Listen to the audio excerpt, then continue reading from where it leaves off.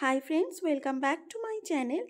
আমরা দেখো এই বায়োটেকনোলজি অ্যান্ড ইটস অ্যাপ্লিকেশন এই চ্যাপ্টারটা পড়ছিলাম ট্রান্সজেনিক অ্যানিম্যালসের পার্টটা। ট্রান্সজেনিক অ্যানিম্যালস বলতে আমরা কাকে বুঝি? যেখানে কোনো একটা অ্যানিম্যালসের মধ্যে ডিএনএটাকে ম্যানিপুলেট করে দেওয়া হয়েছে, মানে সেখানে একটা কোনো ফরেন ডিএনএ ইন্ট্রোডিউস করা হয়েছে, সেই রকমের কোনো একটা প্রাণীকে আমরা বলবো মানে ট্রান্সজেনিক অ্যানিম্যালস। এইরকম আমরা আগের ভিডিওতে দেখে নিয়েছি যে কি কি আছে, যেমন বিভিন্ন ক্যাট, র্যাবিট, এগুলো কি কি কাজে লাগে। সেখানে আমরা পড়েছি normal physiology and development, study of disease. এই দুটো পার্ট আমরা অলরেডি কভার করে নিয়েছি প্রিভিয়াস ভিডিওতে। তো তোমরা যদি না দেখে থাকো অবশ্যই আগের ভিডিওটা একবার দেখে নিও, তাহলে পরের পার্টটা তোমার বুঝতে অনেকটা সুবিধা হবে। আজকে দেখো আমরা এই জায়গাটা থেকে পড়ব বায়োলজিক্যাল প্রোডাক্টস। কি বলছে চলো দেখি। Medicines required to treat certain human diseases can contain biological products, but such products are often expensive to make. বলছে যে এখানে কিছু হিউম্যান ডিজিজ আছে, কিছু কিছু হিউম্যান ডিজিজ ট্রিট করার জন্য মেডিসিনসের দরকার হয়, কিন্তু সেই যে মেডিসিনগুলো তৈরি হচ্ছে সেগুলোর জন্য কিন্তু বায়োলজিক্যাল প্রোডাক্ট লাগছে। এবার সেই বায়োলজিক্যাল প্রোডাক্ট দিয়ে তুমি যখন মেডিসিনটা বানাতে যাচ্ছ, তখন দেখা যাচ্ছে যে সেই মেডিসিনটার যে দাম সেইটা অনেকটা পড়ে যাচ্ছে, অনেক এক্সপেন্সিভ হয়ে যাচ্ছে, যেটা কিনা মানুষের পক্ষে অনেকটা অসুবিধাজনক। Transgenic animals that produce useful biological products can be created by the introduction of the portion of DNA or genes which codes for a particular product, such as human protein ব্র্যাকেটের মধ্যে আছে দেখো alpha 1 antitrypsin used to treat emphysema। একটা বড় line, আমি তোমাকে ফার্স্টে overall একটা বলে দিচ্ছি কি বলতে চাইছে, তারপরে আমি তোমাকে ভেঙে ভেঙে বলছি। দেখো, বায়োলজিক্যাল প্রোডাক্ট যখন আমাদের হিউম্যান বডি থেকে তৈরি হবে, সেইটা হচ্ছে মানে অনেকটা দেরি হয়, কিন্তু সেইটা দিয়ে তুমি যদি এখন মেডিসিন বানাতে যাও তাহলে সেটা মানে সময় সাপেক্ষ ব্যাপার, খরচা সাপেক্ষ ব্যাপার। তো সেইগুলো যাতে না হয়, আবার তোমাকে মেডিসিনটাও বানাতে হবে, সেই দিকটা তো মাথায় রাখতে হবে।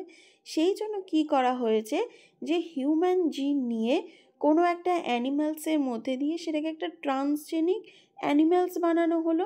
এবার সেই অ্যানিম্যালসটা যে বায়োলজিক্যাল প্রোডাক্টটা প্রডিউস করবে, সেইটা দিয়ে তুমি হচ্ছে এই মেডিসিনটা বানাবে যেটা তোমার দরকার। তাহলে কি হবে, তুমি অ্যানিম্যালস তোমার ইচ্ছা মতো যতটা সম্ভব তুমি নাম্বারে বাড়িয়ে দাও, তাহলে কি তোমার বায়োলজিক্যাল প্রোডাক্টস যেটা পাচ্ছ সেইটার অ্যামাউন্টটা বেড়ে যাবে। তাহলে তার সাথে সাথে কি হবে, মেডিসিন যেটা তুমি তৈরি করছো সেই বায়োলজিক্যাল প্রোডাক্টটা দিয়ে সেইটাও তুমি বেশি করে করতে পারবে। আর যেহেতু অল্প সময়ের মধ্যে তুমি একটা ট্রান্সজেনিক অ্যানিম্যালসের মাধ্যমে মেডিসিনটা প্রডিউস করছো, সেই জন্য কী হবে, সেইটার খরচাটাও অনেকটা কমে যাবে। দেখো এখানটা এবার লাইনটা কি বলছে চলো পড়ি। Transgenic animals that produce useful biological products can be created by the introduction of the portion of DNA or genes which codes for a particular product। বলছে যে কোনো ট্রান্সজেনিক অ্যানিম্যালস কখন প্রডিউস করবে সেই বায়োলজিক্যাল প্রোডাক্টটা, তুমি যে বায়োলজিক্যাল প্রোডাক্টটা চাইছো সেই বায়োলজিক্যাল প্রোডাক্টটা ট্রান্সজেনিক অ্যানিম্যালস তখনই প্রডিউস করবে যখন কিনা তার মধ্যে সেই বায়োলজিক্যাল প্রোডাক্টটা তৈরি করার জিনটা থাকবে। তাহলে তুমি সেই জিনটা যখনই তাকে ইন্ট্রোডিউস করে দেবে অ্যানিম্যালের বডির মধ্যে, তখনই ও হচ্ছে সেই প্রোডাক্টটা তৈরি করতে পারবে। এখানে একটা এক্সাম্পল দিয়ে বলেছে দেখো, such as human protein alpha 1 antitrypsin used to treat emphysema. যেমন হচ্ছে এখানে হিউম্যান প্রোটিন একটা ট্রান্সজেনিক অ্যানিম্যালসে ইন্ট্রোডিউস করা হয়েছে। কোন প্রোটিনটা? আলফা-1 অ্যান্টিট্রিপসিন, যেটা কোথায় ব্যবহার করা হয়, কোন ডিজিজ ট্রিটমেন্ট করার জন্য ব্যবহার করা হয়, এমফাইসেমা। তাহলে দেখো এই এতটা পর্যন্ত তো আমরা কিন্তু খানিকটা আইডিয়া পেলাম যে হিউম্যান ডিজিজের জন্য, হিউম্যান ডিজিজ কিছু কিছু আছে এমন যেগুলো ট্রিটমেন্টের জন্য আমাকে কিছু বায়োলজিক্যাল মেডিসিন দরকার হয়। ধরো কোনো হিউম্যান প্রডিউস প্রোটিনের দরকার হয় বা অন্য কিছু দরকার হয়, সেইটা তুমি যখন হিউম্যান থেকে আইসোলেট করবে বা সেখান থেকে যখন বানাচ্ছ, সেইটাতে কিন্তু খরচাটা অনেকটা বেশি পড়ে যাবে, এক্সপেন্সিভ হবে, সময় সাপেক্ষ হবে। সেই জন্য কি করা হচ্ছে, ট্রান্সজেনিক অ্যানিম্যালসের মধ্যে দিয়ে সেই প্রোটিনটাকে ইন্ট্রোডিউস করা হচ্ছে, নিয়ে সেখান থেকে যে প্রোডাক্টটা তৈরি হচ্ছে সেইটাকে আইসোলেট করে মেডিসিন বানানো হচ্ছে। এই রকম একটা এক্সাম্পল কি আছে, এমফাইসেমা ট্রিটমেন্ট করার জন্য সেটা করা হয়। সেইটাকে কোন জিন আইসোলেট করা হয়, কোন প্রোটিন, আলফা-1 অ্যান্টিট্রিপসিন। বোঝা গেছে? চলো নেক্সট পার্টটায় দেখি। Similar attempts are being made for treatment of phenylketonuria and cystic fibrosis.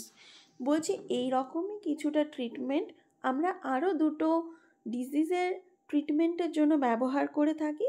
সেইটা কি কি, ফিনাইলকিটোনিউরিয়া আর সিস্টিক ফাইব্রোসিস। তাহলে দেখো এখানে আমরা টোটাল বায়োলজিক্যাল প্রোডাক্টস ইউজ করে আমরা টোটাল 3টে ডিজিজ কিন্তু আমরা কিওর করতে পারছি। সেখানে আমরা 3টে ডিজিজে এখানে আমরা নাম পড়লাম, কি কি, একটা হচ্ছে এমফাইসেমা, একটা হচ্ছে ফিনাইলকিটোনিউরিয়া আর একটা cystic fibrosis. Okay, in 1997 the first transgenic cow Rosie produced human protein enriched milk 2.5 grams per liter। দেখো এই যে রোজি, এই হচ্ছে একটা ট্রান্সজেনিক কাউ, মানে এর মধ্যে কোনো একটা জিন সেইটাকে ইন্ট্রোডিউস করে দেওয়া হয়েছে, যার ফলে কি হয়েছে যে ও দুধ, মানে গরু থেকে যে দুধটা পাওয়া যাচ্ছে সেইটাতে কিন্তু অনেক বেশি পরিমাণে প্রোটিন পাওয়া যাচ্ছে, 2.5 গ্রামস পার লিটার। তাহলে এইটা হচ্ছে একটা ট্রান্সজেনিক কাউ। ট্রান্সজেনিক কাউকে আমরা হচ্ছে বাইরের একটা প্রোটিন দিয়ে ইন্ট্রোডিউস করে দিলাম, যেটাতে কিনা কি হলো যে সেই দুধটা অনেকটা বেশি পুষ্টিকর। কেন? কারণ সেখানে হচ্ছে পার লিটারে 2.5 গ্রামস প্রোটিন থাকছে, human protein enriched milk. Okay, the milk contained the human alpha-lactalbumin and was nutritionally a more balanced product for human babies than natural cow milk। দেখো এখানে কি বলছে যে এই যে ট্রান্সজেনিক কাউ থেকে যে দুধটা পাওয়া গেল সেটা তো অনেকটা নিউট্রিশিয়াস। কেন?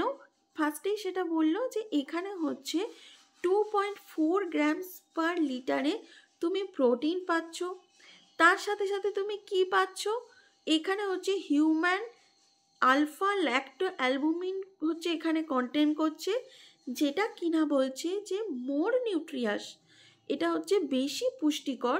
তুমি নর্মাল গরুর দুধ যদি খাও আর এই ট্রান্সজেনিক কাউয়ের যদি দুধ খাও, তাহলে কোনটাতে বেশি তুমি পুষ্টি পাবে? এই ট্রান্সজেনিক কাউতে।